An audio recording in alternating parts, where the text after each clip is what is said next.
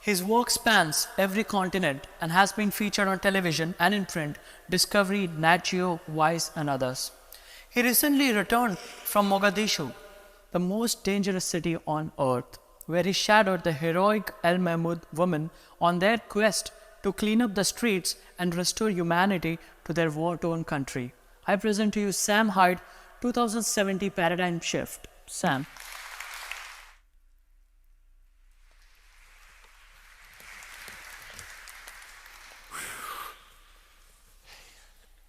Can I have this water here? Is this anybody's? I'm claiming that right there. All right.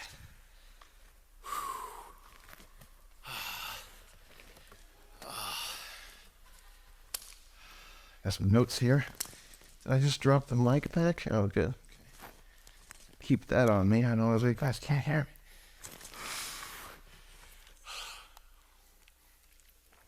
Give me like 25 seconds here.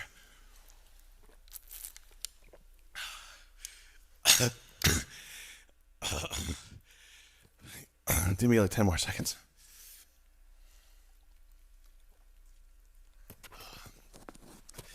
Oh man, this thing. Can we turn this up a little bit so I don't have to like turn my head into it? Can you like, how about now? Test. Hey, there you go. Yeah, I'll talk to you later. You're doing a good job. Oh man, okay. Can we reset the clock so I have another minute extra, please? Thank you. There we go. Okay. Hey, I wanted to start sitting down anyway. Guys, pat yourselves on the back right now. Okay, let's do it. Come on, everybody. I'm not gonna let you stop until I see everybody doing it. Let's pat ourselves on the back. There we go. You two, you're patting each other. That's cheating. You couldn't keep your hands off her, could you? Yeah. Hey, I don't blame you. She is beauty. Hey guys. That pat on the back right there is for saving the world. I'm looking at young minds right now. You guys are all intelligent. I know that you did good in school. I didn't do that. You especially. You're very smart. Look at us. We're the machine that keeps the world going. Okay? I'd like to start this talk off with a parable, a story, if you will.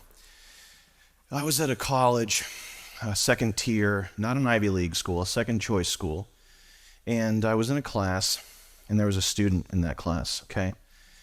And the teacher, he was spouting some horrible nonsense about how, it was something about how women's rights are not legitimate, something that everybody knew was false. But if anybody had spoken up, he would have taken extreme joy in failing them, okay? Nobody spoke up. One person raised his voice. One person started talking. The teacher couldn't believe it. The classroom couldn't believe it either. But in the end, he had logic on his side. And at the end of the day, he proved this point. That student was Albert Einstein. And that same sense of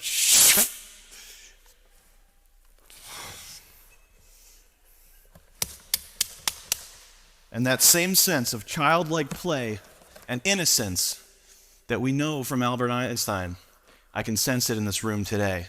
TEDx, Drexel University, Next X. So you got to be thinking to yourselves right now, who's this 22-year-old kid up on stage with a chip on his shoulder and his heart on his sleeve and the world in his eyes? Well, that's a tough question, asking somebody to define who they are. I much prefer to ask, what inspires that person? What inspires you? What inspires you? What inspires you? I want an answer. What inspires you? You better find something, man. Don't worry about it. Possibilities. What inspires me is teaching African refugees how to program JavaScript. What inspires me is finding out how to use maglev trains to get resources to the moon. These are the challenges that tomorrow's going to face, okay? How are we going to get clean drinking water to 2 billion Chinese people? You got an answer? Get inspired. I'm going to be picking on you. The second thing that inspires me are ideas. Ideas are amazing. Ideas are like currency. Ideas are what drives the world. Ideas are what we need to get to the next stage. And not just great inventions like the train, little things like this microphone that enables me to speak to the unwashed masses. TED Talks. TED Talks are another great idea. Where would we be right now? And we have to talk about it because great ideas don't come in all shapes and sizes. 9/11, September 11th. And we're going to use some reverence here and not be silly about this, but look at what they accomplished with no weapons and just 11 guys who didn't even speak English. And that proves that sometimes great ideas are actually horrible ideas. So, I'm Sam Hyde. I'm an important thinker. I'm a creator, innovator, artist, idea. But above all else, I'm a passionate, childlike innovator. I've been all around the globe.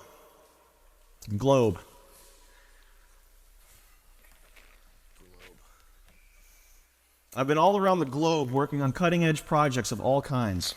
And I'm here to ask you one question. Where are we at? Where are we? We've got all this great technology. We've got 7 billion people in the world. And according to UN projections, it's going to go up to 50 billion people. That's a lot of mouths to feed. And I don't think they're going to be able to feed themselves. So we better start coming up with some robots to bridge that gap. The West's sick addiction to fossil fuel is going to make this planet uninhabitable for the future generations. You'll know what I'm talking about if you've seen the movie An Inconvenient Truth. It's essentially what's going on is we're too selfish and we're driving our cars too much. And that's getting nature out of the picture. Now, we looked at the data. And what we found surprised us. What we found, right there, what we found was that culture is a sewer. We've got lewd media. We've got nasty bedroom things on TV. And they're sexualizing young girls, and it's getting to the point where even I have a problem with it. And it shouldn't be that way. Folks, we're all world citizens. We're all world citizens. There we go. We're all world citizens living together with one social contract, one economic future. We're all tied together. There's no more individual anymore. It's just the hive. So we have to stick together. We have to stick together and learn how to share. We have to learn how to share. Now, studies show that we work hard. It's true. Everybody in this room is a hard worker. You're a hard worker. You're a hard worker. You're a hard worker. I know because you're here. Okay? But studies show that we don't play hard enough. We got to play harder. It's because it's that sense of childlike playing that's going to save us in the end. Albert Einstein. But hunger, poverty. Okay, we're on this right now. Can you control the slides? Get on the right slide. Go ahead. It's fine. There we go. Trash economy. Go back. Okay. I was in Rwanda. I was with a little startup you may have heard of, Tesla. Okay? Elon Musk was there, a team of innovators, artists, creators, ideas, thinkers. We were there. And we were giving iPads to this village of Africans. And it was so freaky because, they're so intuitive. You just doop, swipe it, and it works. But these guys, we gave them like 2-hour tutorials, and they couldn't figure out how to use the freaking things. The problem is us. The people in this room right now, the solution is us. The problem is greedy corporations. We do things that matter. New York Times. I'll just skip ahead here. By my calculations, we have 5 years until the world ends. Unless we can start to reverse things like pollution and war. Pollution, war, these are big problems. Fix it now! Close your eyes. Everybody in this room, close your eyes. I'm not going to do anything weird or sensual with you. Close your eyes. We're going to change some minds right now. Everybody close your eyes. Okay, close them. Seal them up. Seal them up good. You, especially you. I want those eyes closed. Get on it. Make sure your friend has her eyes closed too. Now look, this is a pivotal moment in human history. Right now, in this room, Drake Slate University, TEDx, NextX, this is the time to be doing this. Take this moment in, breathe deeply, okay? Neurons are firing in your brain right now. You're more alert. You're astrally projecting. You're getting a little bit high on the sound of my voice. I have a nice timbre to it. I know that I'm a good public speaker. You're drinking bulletproof coffee. And you don't even realize you're getting all jagged up in the head listening to my presentation. And you're going to remember this forever. 2070, future, now. What? 2070 predictions. The next 50 years are going to be some serious stuff. Seafloor farming. 75% of the world's surface not being used by agriculture. On the seafloor, you're going to have sea beets, sea yams, sea cabbage. Have you ever had a sea salad? Have you ever had sea cheesy baked potatoes that blew your socks off? Because you're going to be. 2070 coming up. Trash economy. The abundance of trash. What are we going to do with it? Are we going to put it on an island? Are we going to make it somebody else's problem? Or are we going to take the initiative and take this problem by the horns? Trash economy. You use cubes of trash as money. Everybody becomes rich. It's a gold rush. Walk with me. Most of the major cities will be replaced with vast pleasure domes used exclusively by the Excelsiites, who are the neo-upper class, while the displaced hordes of lower-class depth grovelers will live underground in tiered cities, endlessly toiling away for nuggets of neoplasmin. Video games are going to get more realistic. Super fuel-efficient vehicles getting 80, 100 miles per gallon. It's not that crazy. You think I'm nuts right now because I'm suggesting something high-tech like that? Flip side of that coin, gas, $10 a gallon. You can't win them all, but we can make do because we're going to have solar power also. Race riots. Extreme racial tension and unrest. It's called the knockout game, and eventually white people are going to get tired of playing it. That's all I'm saying. I'll skip that one.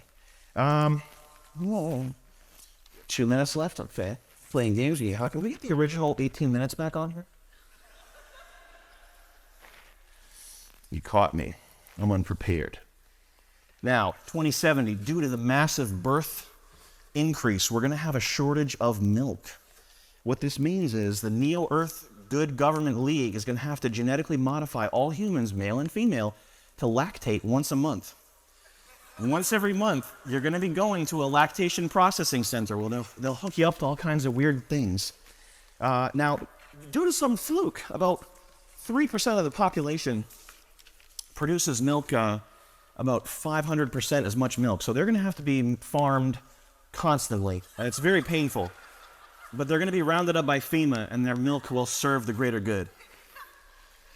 Guys, what's the one problem right now that's not going to be around in 2070? The elderly and the disabled. Because we're just going to kill them. We're just going to kill them. So we looked at the data.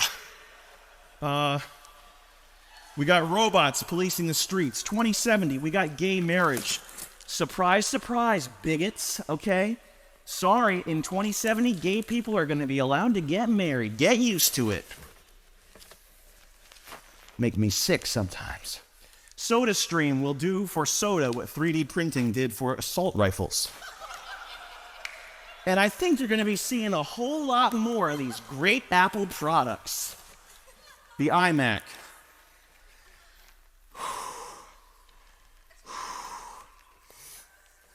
You're probably thinking this is some pretty deep stuff, and you're right. State-enforced homosexuality. I don't have a problem with that. It's equal. Facebook as your birth certificate. Mac iPads built into every school desk for every child. 3D printers are kids' toys. And the newest 3D printer, your kid is going to be printing up 3D Muslim Barbie dolls. 2070, gay men have actually developed reproductive organs inside of their area, and a new generation of children are born from inside gay men. What else we got here? Good luck searching for Al Qaeda on the internet in 2070. You'd have better luck going next door and asking them in person. What else we got here? You are not going to like that one. Nobody's going to like that one. Let's do this here. Can we get one final pat on the back, everybody? Pat yourselves on the back. Please do it. You are going to be the future. That's a good thing. You're going places, kid. You're going, and we're so screwed. 2070, Israel, straight up ripped off the map. Bye! Bye, bye! Bye! Not my choice. It's probably what's going to happen. Okay. Anybody else have any predictions? What do you think's going to happen? Now it's time for you, because you are the you plural is the star, like YouTube here, like the Time magazine cover. You guys are the star. I'm just some crazy guy. I'm not cool. What predictions do you have? 2070. Make a real one. Let's have something real here. You don't know that. I'm gonna have your mind uploaded to my BlackBerry. You'll be here. You'll be cryogenically frozen. I know it. Anybody have any predictions? What do you think's gonna happen in 2070? I think it's going to be better than what we have right now. I think there can't possibly be anything worse than what we have right now. Which implies it's going to be better. Hey, man. Thank you. Thanks for having me here. What if we walk through there? Wait here. Okay.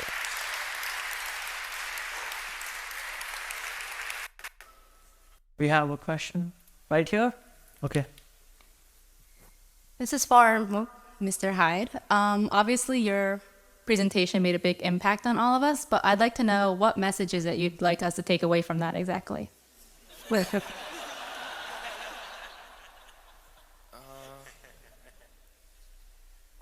I don't know, man. I guess that's up to you.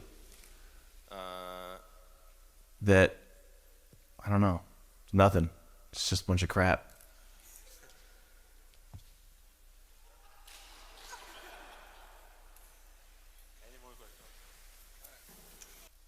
We have a question there. Yeah, I have a question for Mr. Richard. So, what do you think will be the future of the space program? In other words, what's going to be the next step? I don't know. I think, I think we have to have something that, politically motivates the country to actually do the exploration. History shows that the countries that explore have the highest standard of living. When you go back to China, Portugal, Spain. That.